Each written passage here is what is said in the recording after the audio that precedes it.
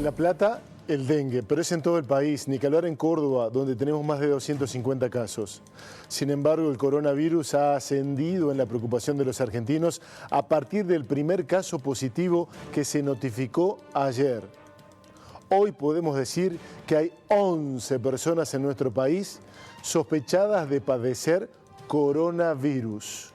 Un cordobés acaba de ser dado de alta y se va a confirmar si es efectivamente un caso positivo o no en las próximas horas. Mientras tanto, esta tarde Argentina tomó decisiones en cuanto a la utilización de protocolos en el Aeropuerto Internacional de Ezeiza.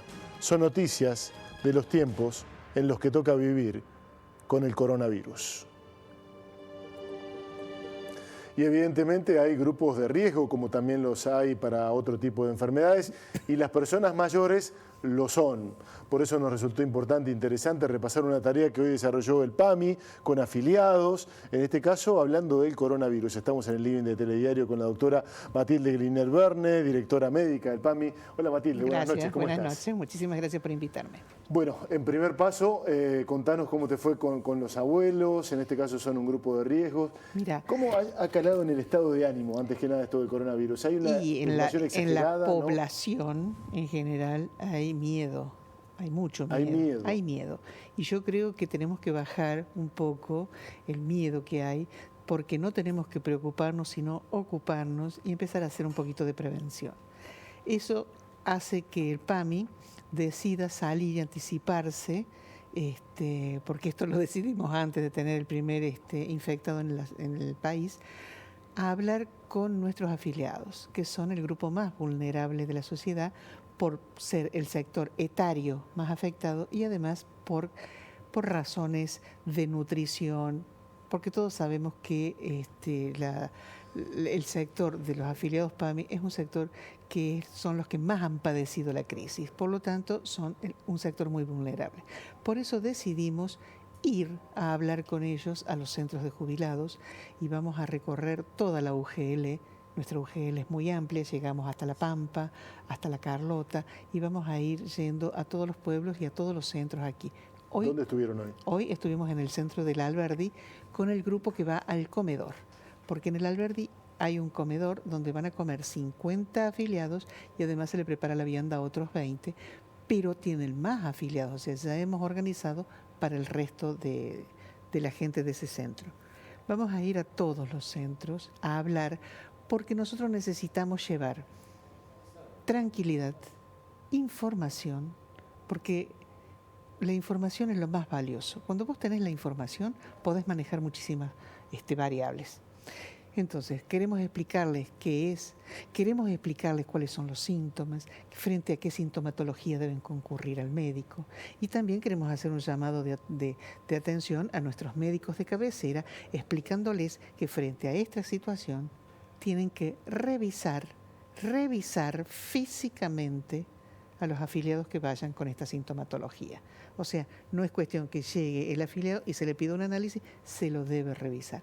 Pero fundamentalmente a nuestro afiliado que está asustado, que tiene miedo y que por allí son afiliados que no oyen bien o que no ven bien. Entonces toda la información que les llega no la terminan de captar. Por lo tanto, nosotros hoy nos han escuchado con una atención impresionante. ¿Y qué es lo primero que se le dice a los jubilados? Digo, para trasladarlo también al resto de la gente que nos está viendo ahora, ¿a qué deben atender? ¿De qué deben cuidarse? ¿Qué prácticas deben hacer de uso diario? Lo primero que nosotros les planteamos son los síntomas, que son síntomas muy generales, porque son los síntomas de una gripe, pero son síntomas, o sea, hay fiebre, malestar general, dolor de garganta, tos. Esta no es una época donde la gripe sea muy habitual, porque nosotros estamos en época de calor. Por lo tanto, con mayor razón, frente a esta sintomatología, se debe concurrir al médico, no tomar una aspirina y decir, esto ya pasa.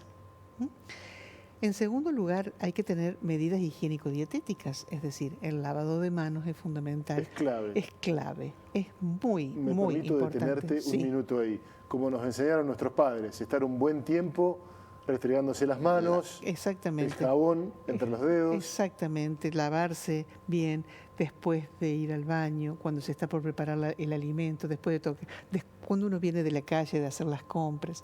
Y si tenemos gel, alcohol en gel o alcohol de cualquier naturaleza, si no tenemos en gel es lo mismo, también desinfectarnos las manos frente a estas situaciones. En lugares donde acude mucha gente, ¿es mejor el jabón en shampoo, el líquido, que la pastilla? Y porque la pastilla se pasa de una mano a la otra y por ahí no se enjuaga la pastilla y quedan partículas de restos del que se lavó la mano anteriormente. Bueno, a mí me enseñó una maestra, y lo voy a decir porque en estos tiempos vale, que por lo menos había que cantar 2 veces el feliz cumpleaños.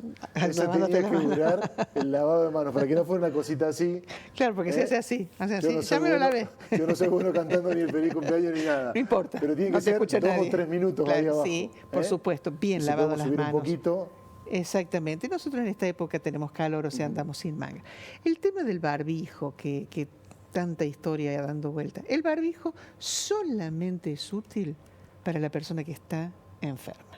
Eso es importantísimo. Es importantísimo, porque si yo estoy con un problema de salud respiratorio, puede ser coronavirus o puede ser cualquier otra infección respiratoria, me pongo el barbijo, yo evito contagiarte a vos con mis gotitas de flúor, o sea, las gotitas de la saliva que nosotros eliminamos cuando hablamos. Ahora, la persona sana que se pone el barbijo no se está cubriendo de nada y a las 2 horas la parte interna de ese barbijo se humedeció y es un hermoso caldo de cultivo para un montón de bichitos hermosos que andan dando vuelta. O sea, eso es lo que nosotros queremos llevar cuando queremos llevar tranquilidad, queremos llevar situaciones donde se bajen algunas de estas cosas que nos... Hay terror porque no se consiguen barbijos en la farmacia. Bueno, bajemos un cambio, no lo necesitamos aún. Yo no puedo decir si lo vamos a necesitar o no, no sé en qué situaciones vamos a estar. Esta es una infección, este es un virus altamente infeccioso, o sea, su índice de infección es muy alto, no así su índice de mortalidad. Eso es importante. Un índice de mortalidad muy bajo. Te quiero hacer 2 preguntas muy breves, tenemos muchas consultas de la gente. El virus de la influenza, ¿puede ser peor todavía que el coronavirus? Ahora Toda la vida fue peor. Toda la vida fue peor. Toda la vida fue peor. Hay que vacunarse. Sí, pero lo que pasa es que nosotros tenemos que salir a hacer la campaña para nuestros afiliados y esta no es época de afiliarse, hace demasiado calor, o sea que la vamos a empezar en abril. En abril, el mes que viene, pero atención con eso. Sí, por favor. Con la gripe. En esta época, en este año, con esta patología, son virus distintos, pero son de la misma familia. Bueno, y mucho cuidado con el dengue también para todos. El dengue para la Argentina es mucho más serio por ahora. Nos vamos a quedar con eso. Gracias, Matilde, muy amable. No, gracias a vos. Seguimos con más.